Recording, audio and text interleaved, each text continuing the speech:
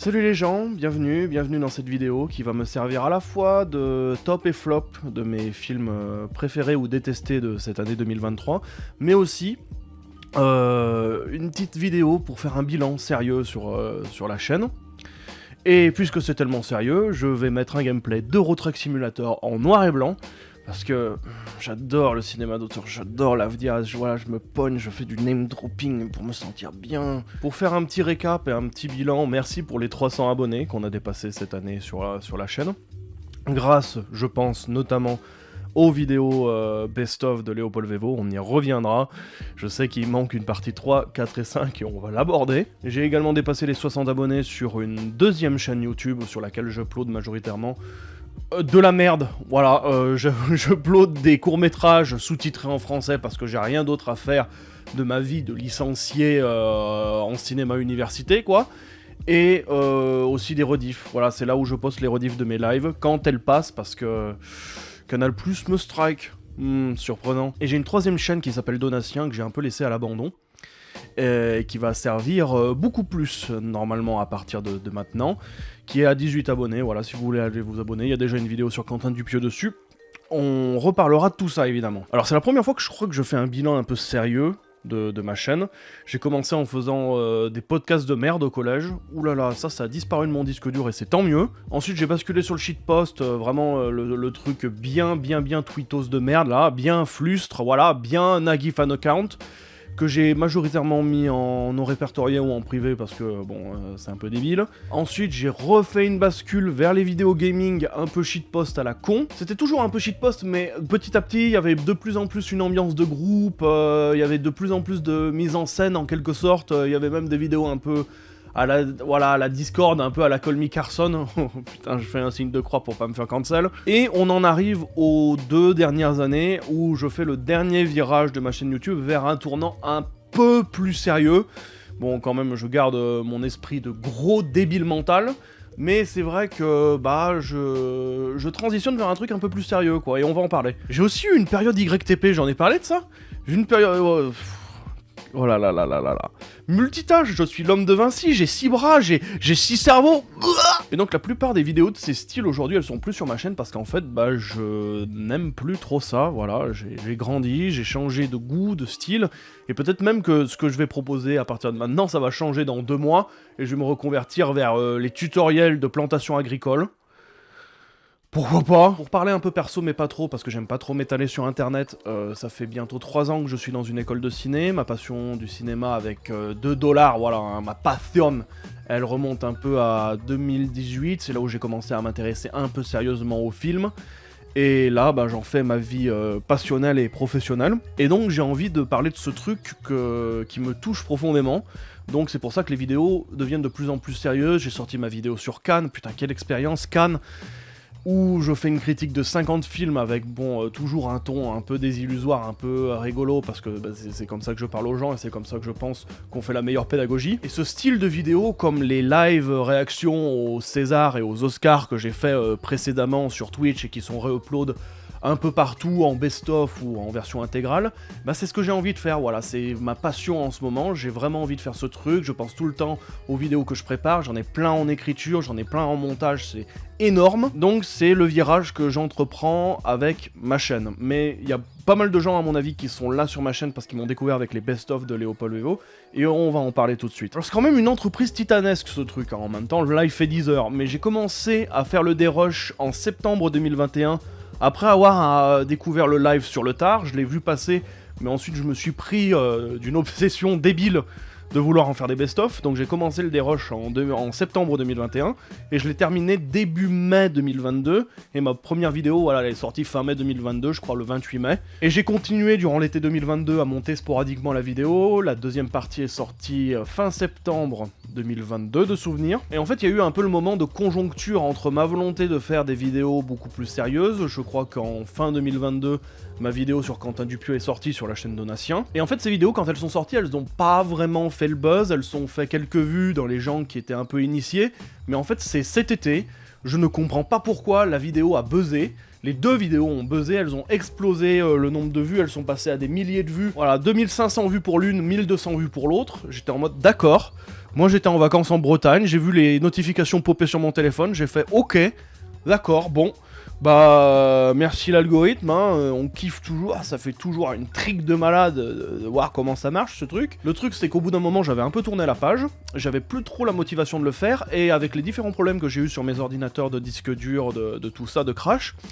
et ben j'ai perdu de vue les fichiers, et quand je les ai retrouvés, les fichiers de dérush des épisodes 3, 4 et 5, puisque ça devait être une tétralogie, je sais même pas comment définir ça, une quintologie. À force de réinitialisation, de réinstallation, ma version de Vegas c'était plus la bonne, et même quand j'ai essayé de réinstaller l'ancienne, il a fallu que j'aille retrouver les plugins que j'utilisais, et en fait bah, j'étais incapable de retrouver vraiment ce que j'avais fait, et les fichiers étaient corrompus. En soi, je pourrais vraiment aller faire l'effort d'aller les retrouver, mais en fait, comme je l'ai dit, ma motivation elle est un peu passée, je suis vraiment content que les gens apprécient ces vidéos. Ça m'a mis un boost de confiance en moi, mais j'arrive pas à retrouver la motivation pour faire les autres épisodes, qui sont quand même des travaux un peu titanesques, et comme je l'ai dit, ma motivation elle est un peu ailleurs en ce moment, donc vraisemblablement ça sortira pas du tout, ou vraiment peut-être que j'aurai un déclic, et voilà, comme je l'ai dit, je ferai un peu un changement d'obsession, et je vais revenir sur le montage, et je vais rebander sur le montage.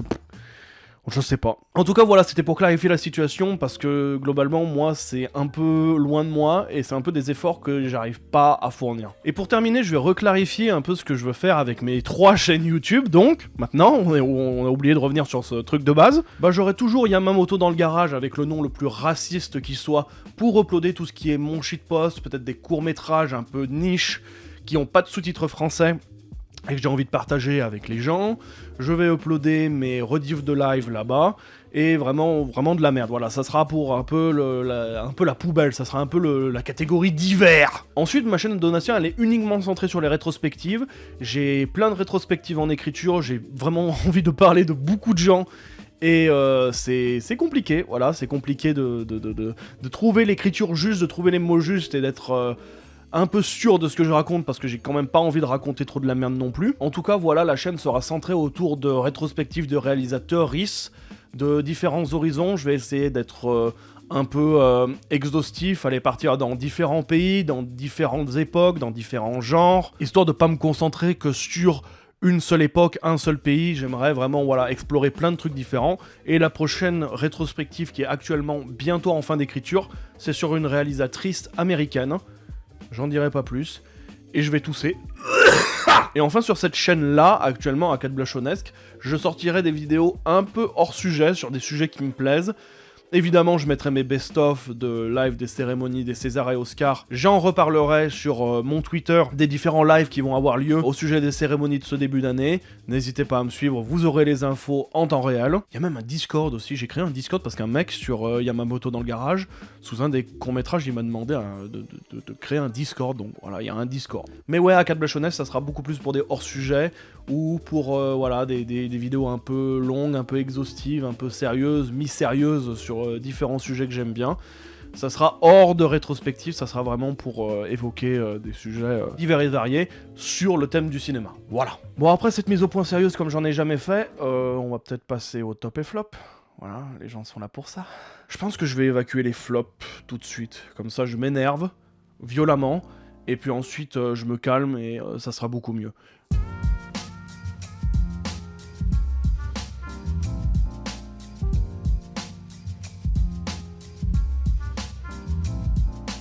D'ailleurs, je vais poster mon top 170, quelque chose comme ça. J'ai vu plus de 160 films de 2023 cette année. Donc, je vais poster un lien Letterboxd sous la vidéo où je mettrai un classement entier de tous les films que j'ai vus, parce que j'ai que ça à faire, je suis vraiment un chômeur. D'abord, je vais commencer par quelques mentions déshonorables, c'est-à-dire des films dont j'ai pas envie de parler plus que ça en profondeur, mais qui m'ont un peu marqué négativement, on va dire. Déjà, il y a plein de films que j'ai vus à Cannes et qui sont sortis cette année en 2023, qui étaient déjà bien bas dans la tier list de la vidéo, et dont je vais pas reparler ici, mais voilà, ils existent. On va revenir sur le match Barbie versus Oppenheimer, parce que j'ai aimé aucun des deux. La première parce que j'ai l'impression qu'elle récite du vocabulaire féministe, mais comme tu demanderais à un exercice de rap de caler des mots compliqués à l'intérieur. Ça a pas trop de sens en vérité. Et le deuxième parce qu'il a un train à prendre et qu'il est pressé, qu'il veut pas se poser 2 minutes pour expliquer correctement ses émotions, ses enjeux. Prends une pause, juste une pause, je sais pas, même Elvis de Baz Luhrmann avait des moments un peu plus lents où on se posait et il fallait quand même expliquer 2-3 trucs parce qu'on pouvait pas aller à 100 à l'heure durant toute la durée du film sans aucun problème. Il y a aussi Grand Paris que j'ai vu, hein. Mais c'est un court-métrage de Léopold Le Pérave, quoi. Enfin, je comprends pas l'engouement autour de ce film, je trouve pas qu'il a une portée esthétique, symbolique, politique, géographique incroyablement intéressante. Enfin, frère, c'est... Oh là là, j'ai l'impression de voir un court-métrage de la bande à McFly et Carlito, quoi. Hein. Autre incompréhension beaucoup plus critique, c'est Fermer les yeux de Victor Hérissé. Il y a quoi d'incroyable? Je sais que Victor Hérissé fait bander beaucoup de cinéphiles, mais moi j'ai l'impression que ce film aurait pu être fait par un Américain. Par un Américain qui veut raconter l'histoire d'un type qu'on a retrouvé après 30 ans, où il a été porté disparu. On a l'impression que c'est lui, mais on n'est pas sûr, et le coup de twist de cinéma à la fin, c'est de se dire, ben on va essayer de lui projeter le film qu'il était en train de tourner il y a 30 ans quand il a disparu pour essayer de lui faire retrouver la mémoire parce que on sait pas trop si c'est lui. Oh là là. Enfin, je veux dire, à part la première heure du film où il retourne dans sa caravane pour presque préparer à y crever ou aller voir ses proches pour leur faire un dernier adieu, bah cette partie-là, elle est vite fait un peu nihiliste et je comprends pas ce qu'elle fout là-dedans. Mais à côté de ça, le déroulé, il est convenu à mort, quoi. On est à 2 doigts du feel good. Enfin, je veux dire, si ça... c'est votre alternative à une lettre d'amour au cinéma face à Babylone. De quoi vous parlez, quoi. Franchement, on suit juste un mégalo qui trouve une occasion de reprojeter son film chef-d'œuvre qu'il n'a pas eu l'occasion de tourner et de bander une dernière fois dans la salle obscure plutôt que d'aider son pote, en vrai. Et ma dernière mention déshonorable, ça sera Evil Dead Rise. Parce que, bon, ok, la photo est pas mal, ok, la modernisation de l'esprit Evil Dead est pas mal non plus. Mais depuis quand c'est devenu un argument de dire « Oh, c'est super, enfin on bute des gosses et on bute des figures un peu LGBT, c'est quoi votre problème ?» Bon, passons aux entrées du flop, très sérieusement. 10e position, Le règne animal de Thomas Caillet. J'ai vu un mec sur Letterboxd dire que c'était le nanar de l'année, et je ne peux pas nier qu'il y a une part de vérité dans ce qu'il raconte. J'en avais déjà longuement aussi parlé dans ma vidéo sur Cannes, mais pour moi le film il est excessif. Excessif à tous les niveaux. Il y a trop de blagues, il y a trop de good vibes, oh là là, on va faire un mélodrame cathartique, il y a trop de grandiose techniquement mal chié, en plus tu vois que tout est du toc, le peu d'horreur qu'il y a, elle est mal foutue, elle reprend des poncifs à chier de techniques et d'effets qui marchent pas, et en même temps je me dis si le film avait été un peu plus sombre et était moins dans le goofy film américain, un peu on blague, c'est chill, on va essayer de faire passer la pilule, le film aurait été tellement plus digeste. Après je suis très content que le film marche bien en France, c'est une grosse avancée dans ce que le public français peut accepter en termes de film et de genre qu'on peut produire en France. Après il a aussi un succès critique, mais je vais rappeler un truc sur ma vidéo de Cannes, que j'ai dit dans ma vidéo de Cannes, c'est si les critiques aiment ce film, je ne veux plus voir passer des trucs en mode le cinéma français s'américanise, le cinéma français commence à faire des grosses productions à l'américaine, c'est n'importe quoi, parce que c'est ce que ce film est. C'est une grosse production à l'américaine, policée, bien convenue. Comme ça, on est bien content, on est bien diverti, on a bien subi notre catharsis, ça fait bien pas de mal à personne, ça veut bien rien dire sur tout ce qui est sujet de l'écologie ou de l'identité ou tout ça, mais heureusement que les gens le trouvent bien et qu'il a un succès, ça peut paver que de bonnes augures pour les productions un peu ambitieuses à suivre dans le cinéma français. Bon, on va arrêter d'être gentil avec les gens qui disent « Slay » sur Twitter 2 minutes et on va passer à la suite. 9e position, Scream 6 de Bettinelli, Holpin et Gillette Rasoir Fusion pour hommes. En fait, j'ai envie de catégoriser 2 gros problèmes simples. Le premier, j'aime pas le film. Au sens où, en fait, j'aime pas ce que cette saga attend de nous en tant que spectateurs. C'est Capitaine Marlowe ou n'importe quel feuilleton sur France Télévisions. Non, vous savez quoi ?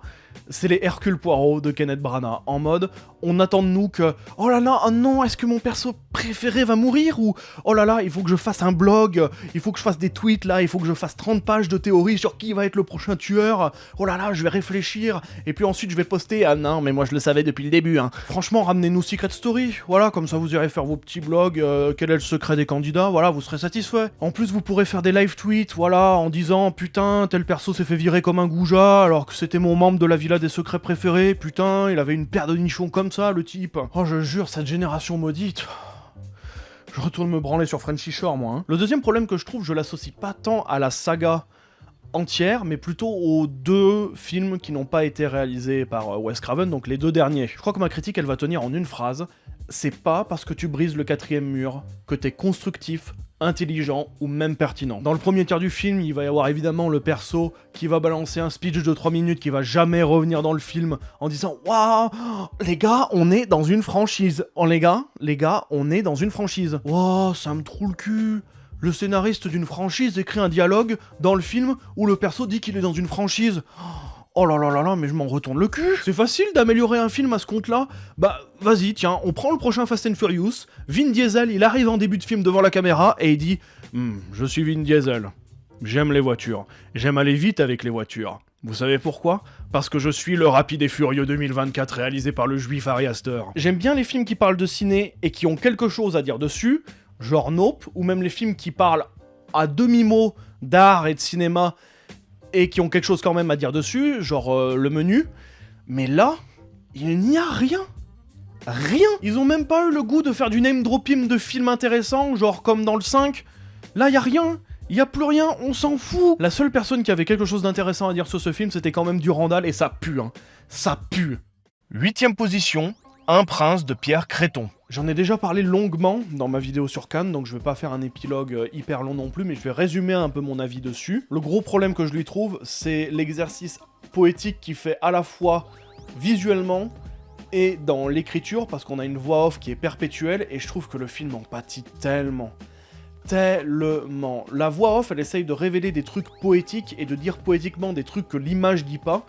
Mais en fait, je crois que l'image, déjà seule, elle en dit beaucoup plus, en étant un peu vague, un peu lointaine. Donc, le film en pâtit totalement, il a 2 régimes d'expression à la fois, ça devient une logorée impossible à suivre, ça fout un mal de crâne. Ça ne fonctionne pas, ça ne fonctionne pas ce qu'il a voulu faire poétiquement. Voilà, j'ai dit que j'y passerai pas beaucoup de temps, on passe à la suite. 7ème position, The Outwaters de Robbie Banfitch. Ah, ça fait longtemps que j'ai pas dit du mal du found footage. Le film suit l'histoire d'un petit groupe de potes qui partent en voyage dans le désert, et une fois installés au milieu des Rocheuses, ça va partir en couille. Voilà, rien d'extraordinaire pour un film d'horreur, s'installer quelque part, et ça part en couille. Tout simple. Au début du film, en voyant ces persos s'installer voilà, dans ce coin un peu paumé qui commence à avoir ensuite des apparitions un peu pesantes, c'est vrai que pour le coup, la tension elle est pas trop mal gérée à ce moment-là, bah je me suis dit, en vrai, ce qui serait incroyable comme idée, c'est qu'ils se soient installés par erreur à côté d'une base militaire ou d'un truc comme ça, et qu'ils assistent à des essais ou à l'arrivée des extraterrestres par erreur, et qu'ils voient la situation de loin, et qu'ils soient un peu des victimes collatérales, vous savez, comme une des théories à propos du col Dyatlov. Bah non, le film va partir en délire expérimental. Hein. En mode, tout le monde est drogué, et c'est vraiment un trip à l'acide.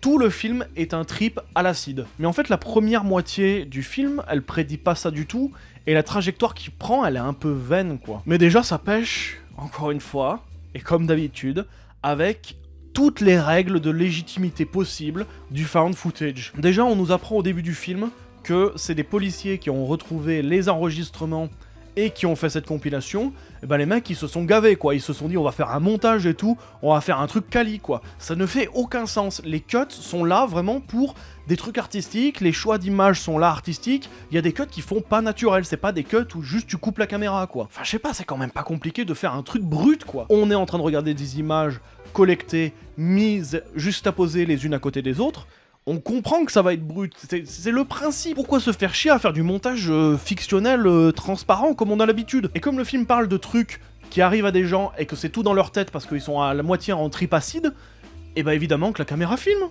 Bah oui, la caméra va filmer ce qui est dans leur tête. Les apparitions qu'ils pensent avoir qui sont complètement fausses, ils les filment. Oui, prends-moi pour un con. Après, il y a des scènes qui sont pas mal filmées du tout, ou pas mal fabriquées, il y a la scène des tentacules.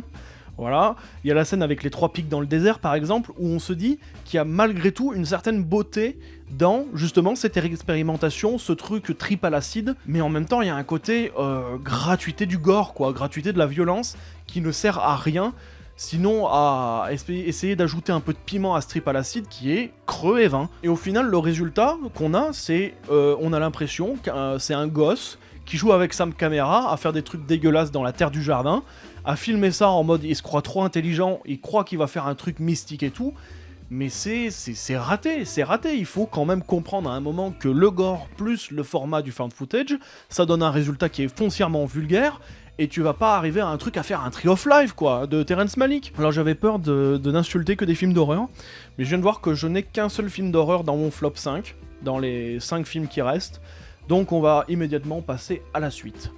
6ème position, Le Grand Magasin de Yoshimi Itazu. Si les films d'animation japonaises arrêtaient de parler de politique et faisaient comme le reste de la production majoritairement américanisée, tout se passerait bien. Parce que pour moi, le gros problème du film, c'est qu'il veut lancer une discussion politique, qu'il veut engager une discussion politique, il parle de politique, mais derrière, il a rien à dire et il assume pas d'être de droite, comme la majorité de la production japonaise qui est conservatrice et productiviste. Le film suit l'histoire d'une jeune femme tout nouvellement embauchée dans un grand magasin Fury, majoritairement, il y a quelques humains ici et là, mais c'est majoritairement Fury, et son métier de concierge, comme il l'appelle dans le film, c'est de rendre service aux clients, de les aider, de les conseiller, de les aiguiller, bref, d'être vraiment une hôtesse de caisse plus.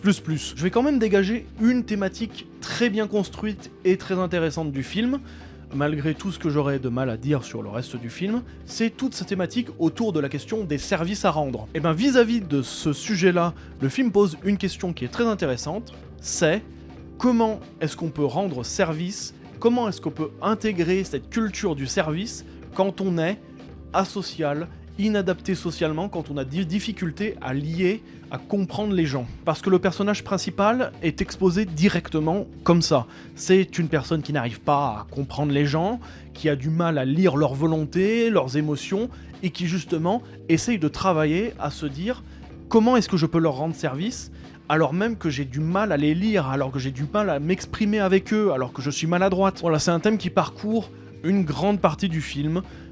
Cette idée que si on est inadapté socialement, dans une culture où il faut tout le temps être en relation avec les autres, tout le temps rendre service, tout le temps se mettre au service de l'autre, eh bien on est un peu laissé de côté, on est un peu laissé derrière, on est un peu laissé à la traîne, voire même on est exclu. Je trouve qu'esthétiquement le film est particulièrement illisible, que ce soit au niveau du montage, au niveau des dialogues, ça ne ferme jamais sa gueule, ça ne prend jamais une pause pour s'expliquer convenablement sur les points singuliers intéressants, et ça préfère répéter l'histoire toutes les 2 scènes, faire des flashbacks, nous réexpliquer ce qu'on nous a déjà expliqué une fois. Et c'est quoi, on est dans le cercle d'attention TikTok, on peut plus regarder une scène sans nous rappeler ce qui s'est passé 2 minutes avant. Le film il est vraiment pris entre ces 2 tenailles contradictoires. D'un côté il ne ferme jamais sa gueule, on n'a jamais une minute de pause où on peut se concentrer sur les émotions, il faut que ça parle pour qu'on soit jamais perdu, mais de l'autre côté c'est qu'il répète toujours la même chose.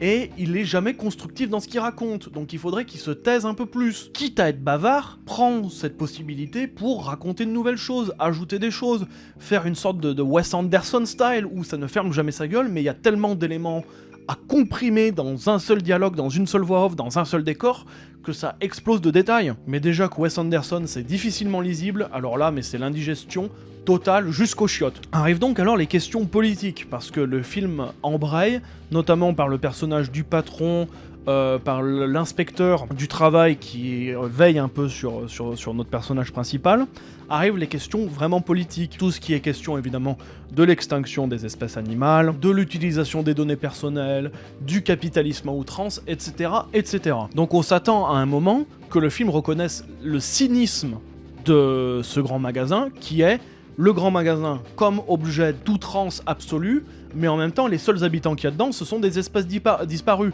C'est presque ironique de mettre des espèces disparues dans ce qui les a fait mourir quoi. Bah le film le reconnaît, mais n'en fait rien. Rien du tout. Déjà, là, il y a des incohérences, parce que on dit au personnage principal de ne pas noter des informations qui pourraient être reprises de manière malveillante sur les animaux, mais derrière, dans le magasin, au fond, il y a une bibliothèque avec que des informations sur les espèces disparues. Autre exemple, durant tout le film, on dit au personnage qu'il faut absolument satisfaire les clients, et la raison qui pousse quasiment à faire virer le personnage, c'est quand elle cède aux demandes du notary qui en veut trop. Mais du coup, est-ce que les autres clients, ils en demandent pas déjà trop?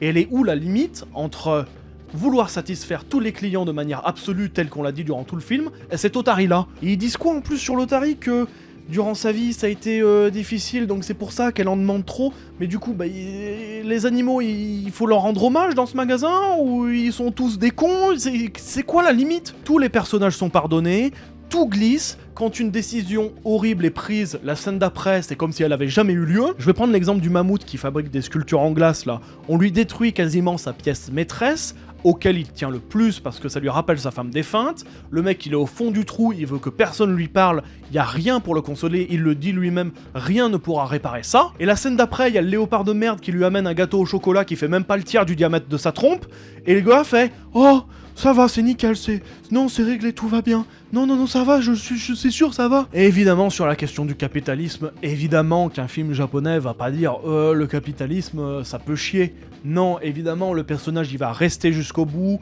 il va accepter sa tâche humiliante de devoir servir tout le monde, au lieu de se rebeller et dire « ce n'est pas possible, vous donnez des conditions trop difficiles aux employés ». Non, elle s'adapte, elle les passe outre, elle dit « oh là là, mais au moins je résous le rêve des gens ». Mais oui, le rêve des gens, au prix de quoi? Ce film, c'est l'équivalent du capitalisme qui se pointe à ta porte, qui toque et qui dit « oh, je suis vraiment désolé, non, je suis vraiment désolé », mais qui continue à faire des conneries. C'est de plus en plus grave, mais non, mais je suis désolé. Et à aucun moment, il y a un minimum de changement qui est mis dans le magasin pour être un peu moins cynique dans leur démarche. Il n'y a aucune volonté de rébellion. Il y a juste un moment le toucan là qui dit il faut qu'on ait une nouvelle ère. Il faut qu'on entre dans une nouvelle ère parce que oh là là, mais il faut qu'on change là. Et évidemment, c'est pas défini.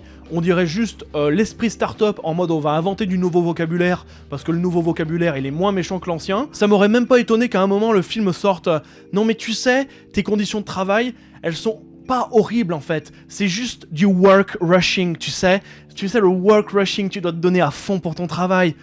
Oh là là là là là là, mais l'esprit start-up de merde de ce film. Le film à un moment fait même frontalement l'analogie entre développement des centres commerciaux et disparition des espèces de l'environnement. Alors, c'est pas parce que juste tu dis ça existe que ça y est, oh t'es critique. Non, c'est vraiment t'es inconscient. Le film il est en train de te dire oh là là, la culture de l'huile de palme, c'est en train de détruire la forêt des orang-outans, et derrière, il mange une tartine au Nutella, quoi. Il est complètement con, ce film. Et évidemment qu'on pourrait me dire que c'est un film jeunesse, donc c'est pas hyper grave, c'est pas conscient, ce choix-là. Mais oui, mais il y a des films comme Poupelle of Chimney Town qui sont complètement cons politiquement, et qui sont inconscients. Ça se voit, parce qu'ils ne posent pas à un moment la question politique. Mais ce film-là pointe les critiques. Dans le film, les critiques sont données frontalement, visuellement et même narrativement, et à aucun moment, on a un choix, un retour sur ce problème. Le film présente tout au long de son déroulement que le magasin est nocif, est un problème pour les employés et les animaux, mais à aucun moment, le film ne fait de retour là-dessus, et ça se termine sur « il faut servir les gens », rentrons dans le magasin, restons employés dans le magasin, formons une nouvelle génération de stagiaires, de concierges. C'est super, tout va bien. Le grand magasin 2023, le chien qui dit « This is fine » au milieu de l'incendie. C'est tout. Bon, avant que j'énerve trop les weebs, je vais retourner en France, hein. Allez, on passe au prochain. 5e position, le livre des solutions de Michel Gondry. Eh ben, on va reparler d'exploitation au travail. Hein? Ça manquait. Je vais pas épiloguer des heures, déjà parce que j'en ai parlé dans ma vidéo sur Cannes, mais aussi parce que ma critique elle est restée la même et elle est très simple. Si le film se présente comme une comédie, en quoi le patron d'une équipe qui gueule sur ses collègues est-il drôle? Point barre. Même pas point d'interrogation, juste point barre. Ces questions rhétoriques, pour moi, ce n'est pas drôle. Pour moi, ce n'est pas possible de présenter ce mec devant ses collègues, qu'il leur gueule dessus, qu'il les insulte, qu'il les humilie, qu'il les pousse à bout, et qu'il soit excusé parce que c'est un peu drôle. Ce n'est pas possible de présenter l'handicap de l'artiste ou la névrose de la création artistique Peu importe l'interprétation qu'on prend du film, ce n'est pas possible de les présenter comme ça. Ça ne fonctionne pas. Ce personnage ne peut pas être pardonné ou présenté innocemment sur la seule base du haha goofy. Soit on présente le handicap de l'artiste et on explique qu'il souffre, qu'il n'est pas responsable de cela, que son tempérament est assujetti à sa condition mentale, ou alors on présente clairement que c'est une névrose d'artiste et on le fout à la poubelle. Allez, au suivant. 4ème position, Voyage en Italie de Sophie Le Tourneur. Je vais pas me faire que des copains, En fait, je pense que Voyage en Italie est symptomatique d'un truc plus général sur une réflexion qui se fait actuellement sur le cinéma. Bon, on va décomposer le film de problème en problème. D'abord, l'humour. C'est pas ma tasse de thé. C'est vraiment pas ma tasse de thé. Et à la limite, ok, c'est un peu marrant de voir des Parisiens débiles. Parce que voilà, moi je viens de ce qu'on pourrait appeler la province, donc voir des citadins être complètement cons, ça me fait sourire. Un peu, au moins. Et le reste de l'humour, mais c'est pince sans rire, quoi. La plupart des blagues passent pas parce que les cuts sont abrupts et qu'on n'a pas le temps de dire c'était censé être drôle. Et le reste du temps, c'est on va zoomer sur le pénis des statues, on zoome sur un panneau où c'est marqué bibite. Bah bravo, ouais, bah Freud il dit que le stade phallique ça s'arrête à 7 ans normalement. Et dire que ça me trouve le cul de citer Freud pour insulter ce truc. Ce que je sauverais à la limite du film, c'est toutes les réflexions qu'on peut extraire sur l'amour, toutes les questions de ritualité, d'habitude se faire à l'autre, se faire aux bêtises de l'autre, se faire au comportement de l'autre, etc. Également, pourquoi pas une espèce de réflexion sur un couple qui veut se sentir unique, qui veut faire un truc unique, mais qui au final reproduit ce que font tout le monde. Et même ça, j'ai envie de le lier à un truc de citadin, quoi. Parce que franchement, j'associe mon expérience personnelle. Moi, en province, on veut partir en vacances, on fait une randonnée de 2 heures dans les montagnes et on fait « Oh, c'était bien !» Voilà, donc je veux éloigner un peu ce film parce qu'en fait, il parle de trucs que moi, ça me parle pas, quoi. C'est des thèmes qui sont un peu éloignés ou que j'aime pas trop voir au cinéma. Mais je pense qu'il y a des problèmes un peu plus concrets que juste moi qui trouve que c'est pas ma tasse de thé, quoi. Pour moi, le plus gros problème du film, c'est que c'est une posture, quoi.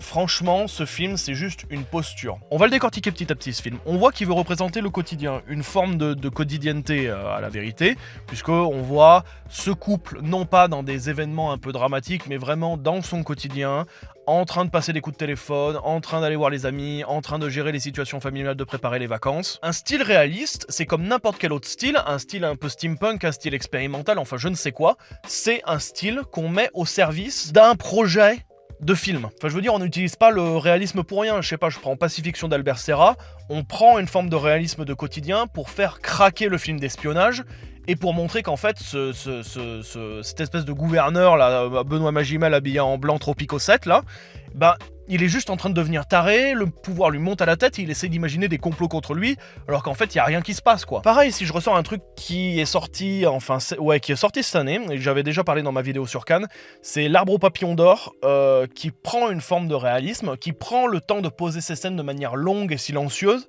mais pour montrer, en fait, les phénomènes météorologiques comme une forme d'animisme.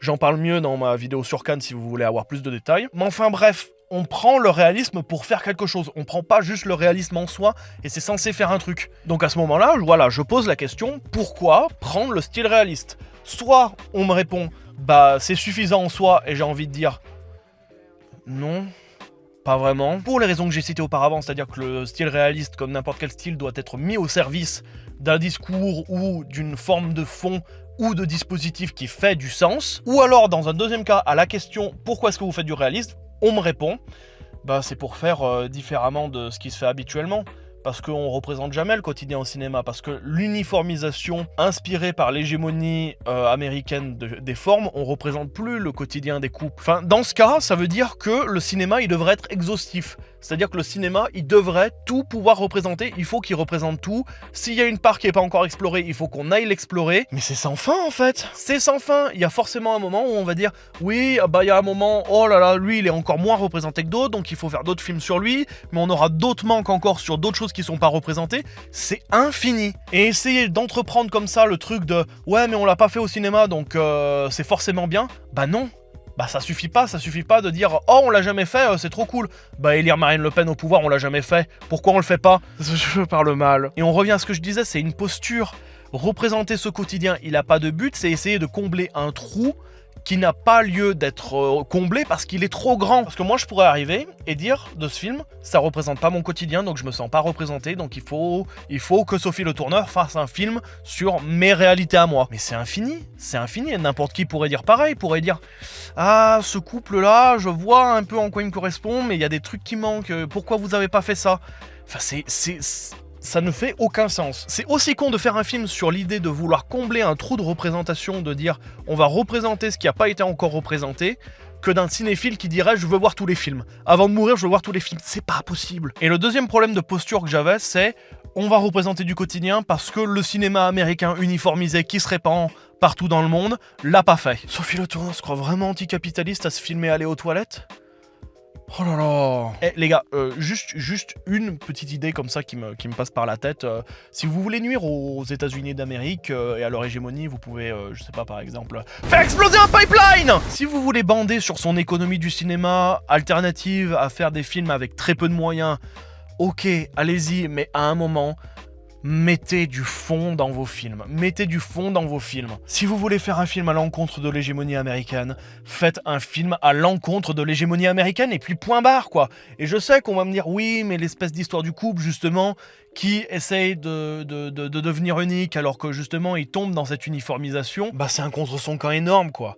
C'est un contre son camp. Le film aussi, il se croit unique et il tombe dans l'uniformisation. Parce que, à y regarder en globalité, il est pas transgressif ce film, il est pas transgressif. Franchement, on continue d'avoir une structure narrative linéaire, continue. Et la troisième partie où on essaye de faire un aller-retour entre le présent du couple qui essaye de se souvenir et les situations qu'ils ont vraiment vécues en vacances, déjà, comme avec Un Prince, c'est de la répétition qui est en plus même pas poétique. Parce que franchement, on voit juste un couple faire la liste des trucs qu'ils ont vécu en vacances. Puis à chaque point de la liste, on revoit ce qu'ils ont fait. Et on passe à l'autre point de la liste. C'est même pas une représentation de leur complicité. Qu'est-ce que vous trouvez à ce film ? Qu'est-ce que vous trouvez à ce film ? Et surtout, c'est même pas des cuts impactants. Enfin, je veux dire, si vous prenez... on va en reparler, justement, dans une autre partie de cette vidéo, de N'attendez pas trop de la fin du monde de Radu Jude. Quand, au milieu d'un dialogue entre deux meufs, tu mets 3 minutes sur des pierres tombales, là, c'est du cut impactant qui représente une espèce de frivolité du réel. Le réel est hétérogène et peut s'insérer partout, il n'y a pas de cohérence narrative. Dans le cas de Radu Jude, c'est vraiment une transgression du chronologique et du linéaire. Chez Sophie Le Tourneur, ça ne mène à rien. Ça ne mène à rien. Voilà, c'est un ensemble de postures ce film. On va faire les trucs qu'on n'a pas fait avant. On va faire les trucs contre le cinéma américain. Tu peux pas être indépendante, Sophie Le Tourneur, au lieu de faire des films par rapport à ce qu'on a fait ou par rapport aux Américains, fais des films pour toi, Sophie, fais des films pour toi. Et Dieu sait que je suis pas contre le cinéma qui mélange fiction et documentaire. D'ailleurs, ils essayent de le revendre maintenant en disant que c'est la nouvelle mode, que c'est la nouvelle forme hybride à la mode, alors que ça existe depuis longtemps. Enfin, Punishment Part de Peter Watkins, c'est quoi ? Mon film préféré à Cannes cette année, c'était La mère de tous les mensonges. Un mélange entre fiction et documentaire. Vous savez juste pas faire de dispositif intéressant ou de fond constructif. C'est tout. Je dis pas que c'est un film fainéant. C'est un film qui fait des efforts, mais qui fait les mêmes efforts que Sisyphe qui pousse le rocher en haut de la montagne et qui redébaroule en bas. C'est les mêmes efforts que remplir un tonneau troué. Ça n'a pas de sens, mettez du fond. Ça fait 30 minutes que j'enregistre cette review. Ah ouais. Ouais, je suis énervé. Il va falloir couper des trucs. Hein. On va passer à la suite.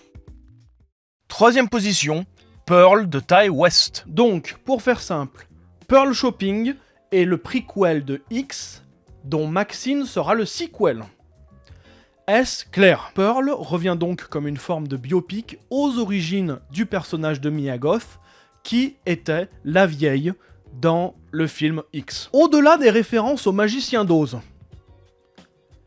qu'est-ce qu'il y a dans ce film qui fait bander tout le monde ? Parce que sachez que j'ai lu des critiques et des critiques et des critiques, et que la seule chose que j'ai vue comme argument pour défendre ce film, c'est le développement du personnage est intéressant. J'ai envie de vous dire, j'attends ça de n'importe quel film. Le personnage de Pearl est creux, sa relation avec ses parents est creuse, sa relation amoureuse est creuse, sa relation amicale sont creuses, et son rêve est putain de creux.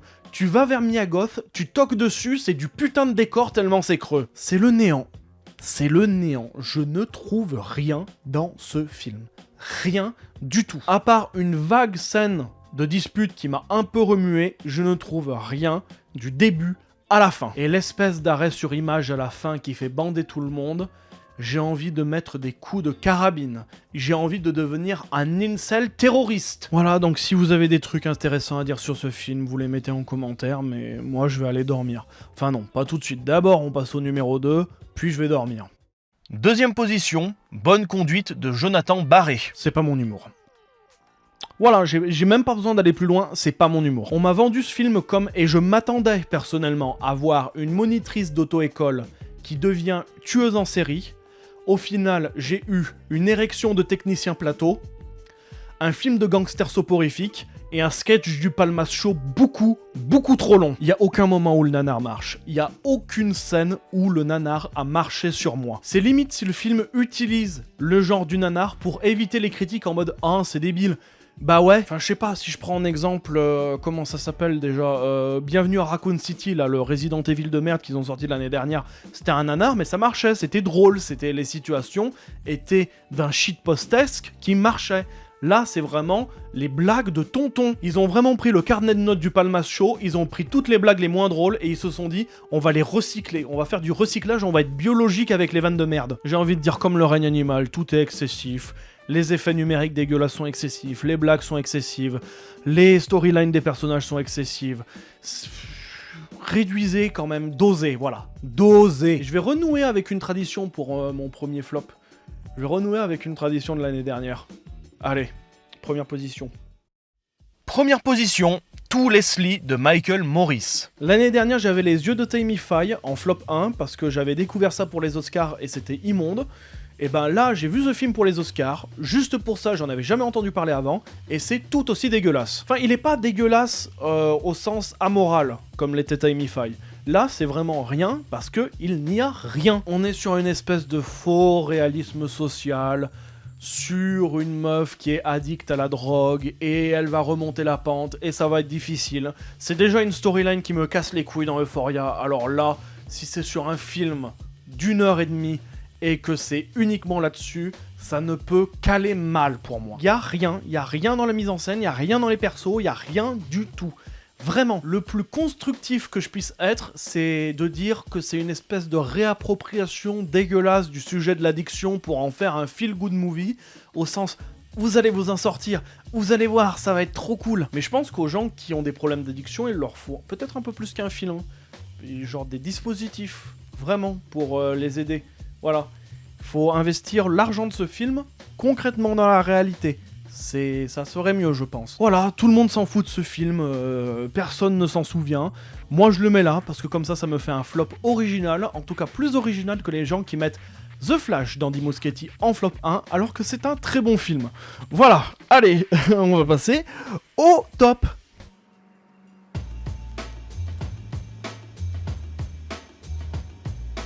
Alors commençons par quelques mentions honorables cette fois, que j'ai essayé de réduire à 3. Déjà il y a En plein feu, film français sur les incendies, qui essaye de faire un blockbuster catastrophique avec une esthétique vraiment réussie. C'est vraiment, ça part dans toutes les formes, ça parle dans le cauchemar, ça part dans quelque chose d'onirique. J'aimerais aussi parler de Désert de Fawzi Ben Saïdi, qui va piocher dans plein de trucs différents, notamment la première moitié que je trouve incroyable, qui essaye de faire une sorte de Wes Anderson du pauvre.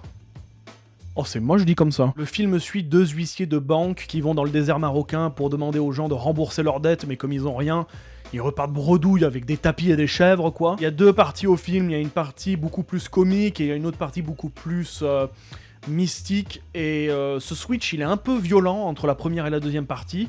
Je pense que la deuxième partie, elle laissera beaucoup de gens de côté, mais la construction, les idées visuelles, c'est riche de plein de trucs, c'est foisonnant, c'est magnifique. Enfin, j'aimerais réhabiliter Babylone de Damien Chazelle, qui est mal jugé par tout le monde. C'est-à-dire que je pense que les gens qui disent que c'est de la merde ont tort, mais aussi que les gens qui disent que c'est incroyablement bien, que c'est une lettre d'amour au cinéma, ont totalement tort aussi. Parce que c'est pas une lettre d'amour. C'est horrible, Babylone, c'est horrible, c'est vraiment un témoignage amer de ce que c'est que le cinéma. Le cinéma, dans ce film, il est présenté comme une machine à tuer, à pousser les gens à bout, à les exclure. Brad Pitt se suicide! Spoiler, Brad Pitt se suicide et on est en mode lettre d'amour au cinéma. Mais vous avez vu le film? Moi, ce que j'aime dans ce film, c'est sa radicalité, son espèce d'amertume qu'il a envers la machine du cinéma, le monde du cinéma, l'évolution du cinéma. Chaque génération d'acteurs qui remplace la précédente, c'est un geste violent. Le passage d'une technologie à une autre, de technicien à d'autres, d'espoir à d'autres, c'est violent. Ce que fait le cinéma, c'est-à-dire créer des fantômes, créer des images vides des personnes qui ont vécu, mais c'est putain de tragique. Faudrait revoir entièrement le film sous l'aune du tragique parce que personne ne voit ça et je ne comprends pas. Je ne comprends pas. Comme je l'ai dit, allons vite. Passons au top officiel de ma personne. En 15e position, Le consentement de Vanessa Philo. Ce film est fort. Pas seulement par les termes qu'il aborde et la manière de les aborder, mais parce qu'il fait mieux que tous les autres films récents qui parlent de ce sujet. Le sujet étant une des victimes de Gabriel Matzneff qui va essayer de se sortir de son emprise pour en écrire plus tard le roman et dénoncer les actes pédophiles de Matzneff. En quoi il est plus fort sur le thème de l'emprise et des abus sexuels que tous les autres films comme, je sais pas, par exemple Les choses humaines, L'amour et les forêts, Slalom aussi de Charlène Favier. Et ben c'est le seul film d'entre eux qui se pose réellement la question de est-ce qu'on peut vraiment représenter un viol comme ça au cinéma? Est-ce qu'on peut vraiment représenter des abus sexuels comme ça par le kiff? Parce que tous les films soit font le choix cohérent de ne rien montrer, soit ils représentent ça de manière un peu vulgaire, dégueulasse, un peu à la Gaspard Noé, on pose la caméra, on laisse le viol se passer, et puis bon bah voilà, on a présenté, parce qu'il faut représenter les choses frontalement. Bah non, il faut se poser des questions avant de représenter des trucs violents au cinéma. Bah oui, de l'objection de Rivette, ça vous connaît? Il faut une mise en scène adaptée, et il faut montrer qu'on est conscient que c'est des actes qu'on ne montre pas à la légère. En fait, le film prend le superbe parti de... Il faut éviter de représenter frontalement les scènes de violence sexuelle au cinéma, et il prend des choix de mise en scène qui sont très intéressants justement pour dire... Le cinéma peut pas représenter ce genre de choses, on peut pas retranscrire l'horreur que c'est. Il y a pas mal de plans dans les scènes de violence sexuelle qui vont chercher dans le flou, qui vont chercher dans le décadrage, qui vont chercher dans la caméra, qui tremble. Plein de dispositifs qui montrent que la caméra, elle arrive pas à représenter ces situations, elle a du mal, elle part dans le flou, elle arrive dans l'indistinct, dans l'abstraction. Au-delà de ça, le film fait très bien son travail en termes d'adaptation de l'histoire de la victime. On a tout ce qui est connaissance de la situation de Matzneff, tout le monde est au courant de ce que fait Matzneff, mais personne ne fait rien. On a surtout une très belle représentation de l'emprise que représente le personnage Matzneff. Ce n'est pas juste un mec qui viole, c'est un mec qui prend sous son emprise des jeunes, et des jeunes qui croient vraiment bien faire, qui croient être fans, qui croient être dépendants de cette personne amoureusement, alors que c'est une liaison créée de toutes pièces, une manipulation complète de ces personnes. Un peu de la même manière que Charlène Favier l'avait représenté dans Slalom, mais en un peu plus maladroit, et qui je trouve est vraiment réussi ici, l'idée que, avant tout, avant d'être une victime, la personne qui deviendra une victime est amoureuse. Se pense réellement amoureuse de cette personne par la manipulation dégueulasse que perpètre le prédateur. Après, j'admets que la fin est un peu faible, pour le coup, c'est un peu un retour violent à la réalité et un peu caricatural, mais franchement, ça fonctionne globalement bien comme film, et cette question de la représentabilité de l'horreur, c'est vraiment nécessaire, et je comprends pas pourquoi aucun autre film en parle aussi bien. Allez, au suivant. 14e position, La bête dans la jungle de Patrick Chia. Le film raconte l'histoire de John, joué par Tom Mercier, qui retrouve, après plusieurs années où ils se sont perdus de vue, May, jouée par Anaïs de Moustier, et May se retrouve à nouveau envoûtée par John, qui a le même secret, la même situation depuis toutes ces années où ils se sont séparés. Il attend que quelque chose arrive, quelque chose qui va changer sa vie, même s'il ne sait pas ce que c'est. Je pense que le film joue un troupe de personnages qu'on n'a pas souvent vu dans les arts et surtout au cinéma, c'est-à-dire le personnage qui se pose en spectateur de la vie, qui se retire de la vie, qui ne fait plus rien. Et je pense que ce personnage joue une espèce de sentiment assez universel que je pense on a tous partagé à un moment, plus ou moins consciemment, plus ou moins longuement, c'est cette envie de disparaître, de se dénouer du monde social. Et justement par cette position un peu mystérieuse des personnages dans le film, où rien n'est trop expliqué, où tout est un peu mystérieux, mystique, eh bien je pense que chaque spectateur peut projeter son angoisse dans cette espèce d'universel de la peur des relations, de la peur de l'amour, de la peur de l'amitié, de la peur d'agir. Et donc pour ça, le film prend une ambiance extrêmement planante, extrêmement stylisée, extrêmement silencieuse, extrêmement posée, qui crée une forme de calme pesant assez paradoxale, puisque d'un côté la position d'attente, elle crée une forme de méditation face au monde, de repos, mais en même temps on a le pendant inverse assez négatif qui est de voir le temps passer devant soi et peut-être de gâcher son temps, de perdre sa vie à la regarder se passer devant nous. Et toute cette réflexion sur l'humain face à une vie d'action, avec tout ce que ça implique d'occasions manquées, de désespoir qui mène à la paralysie, ou alors même de peur de l'ambition, et ben tout ça c'est postmoderne, c'est actuel, et je comprends pas pourquoi on n'a pas plus de personnages comme ça. Et évidemment que l'issue est tragique, évidemment que l'issue de l'attente, c'est forcément perdre son temps un petit peu quelque part, c'est perdre un morceau de sa vie avec lequel on aurait pu agir. Mais en même temps, d'un autre côté, le film pose ces questions avec notamment l'idée du sida. Est-ce qu'on peut continuer à vivre? Est-ce qu'on peut continuer à avoir envie de faire des choses quand le monde nous démontre autant de désespoir, autant d'occasions manquées, autant d'échecs à vouloir faire quelque chose de son temps? Toute cette atmosphère, en même temps que ces personnages, que cette narration, que ces relations, qui sont toutes en train de se désincarner petit à petit au fur et à mesure que le temps passe, que les époques passent, que les styles vestimentaires passent, que les styles musicaux passent, bah ça fait un tout qui est à la fois fascinant à regarder et en même temps un fruit de réflexion assez pertinent sur le monde actuel et notre position dans le monde actuel. Bon, je crois que j'ai vidé toutes mes tripes déjà. Sur cette review, j'y suis allé de tout mon corps. Bon, on va passer à la suite, au film suivant. 13e position, Infinity Pool de Brendan Cronenberg. Infinity Pool, c'est l'histoire d'un couple qui part en vacances en Croatie. Lui est un écrivain un peu fauché qui s'est marié avec une meuf riche pour justement avoir un peu de ses richesses. Et le couple bat un peu de l'aile. Et ce couple va rencontrer une espèce d'équipe de bourges qui est en vacances aussi en Croatie dans le même centre qu'eux. Et leur destin va se lier pour le meilleur et surtout pour le pire. Je vais dégager un problème tout de suite. L'histoire est bancale. Autant dans Possessor, son précédent film, tout était sublimement construit et il n'y avait jamais de moment de gratuité. Tout faisait sens dans la construction de l'horreur, du drame et de la science-fiction. Autant ici, il y a des moments qui sont un peu là pour une espèce de poésie que je comprends pas trop. Et ça pue la violence gratuite, ça pue les moments de choc gratos. Il y a plein de moments de choc value et je pense qu'on aurait vraiment pu faire sans.